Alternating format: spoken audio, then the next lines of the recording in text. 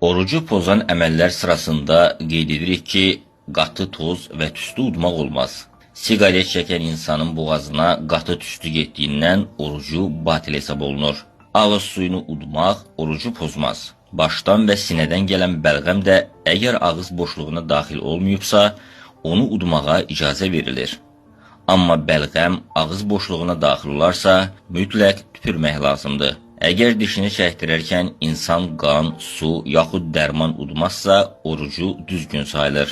Qeyd etmək lazımdır ki, orucluq zamanı insanın bədənindən qan çıxmasına səbəb olan bütün əməllər arzu olunmazdır. Yalnız qidalandırıcı təyinatlı ampulalar vurdurmaq orucu pozar. Müalicə üçün, habelə bədən üzvünü keyitmək məqsədi ilə vurulan iynələr isə orucu batil etməz. Məlumdur ki, çimmək insanı zəiflədib yorur, bədəni süsləşdirir. Bunun nəticəsində bədənin aclığa və susuzluğa qarşı müqaviməti azalır. Buna görə oruç tutan şəxsin çimməsi arzu olunmaz sayılır. Amma çimməklə oruc batil olmaz. Çimən şəxs mütləq diqqətli olmalıdır ki, başını tamamilə suya batırmasın və su damcılarını udmasın. Əgər insan qeyri-ixtiyari olaraq, yaxud oruç tutduğunu unudaraq nəsə yesə, orucu pozulmaz. Amma yeməyi udmazdan əvvəl oruç tutduğu yadına düşsə, mütləq ağzındakını tüpürməlidir. Oruç tutan şəxs sübh azanı verilən andan axşam azanına kimi müddət ərzində bir neçə əməldən çəkinməlidir.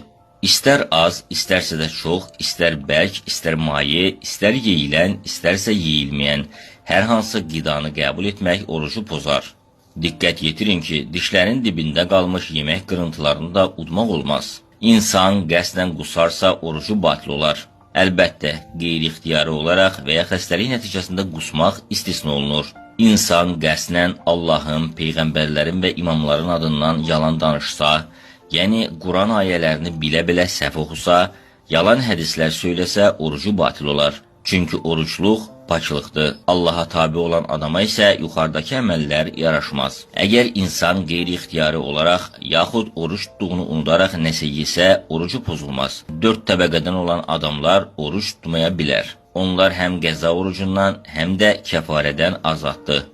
Həddi buluğa çatmamış uşaqlar, psixi cəhətdən qeyri-normal şəxslər, qocalıb əldən düşmüş şəxslər, aclıq və susuzluğa heç cür tab gətirməyən daimi şəxslər. Amma daha 4 təbəqədən olan şəxslər isə Ramazan ayında oruç tutmaya bilər.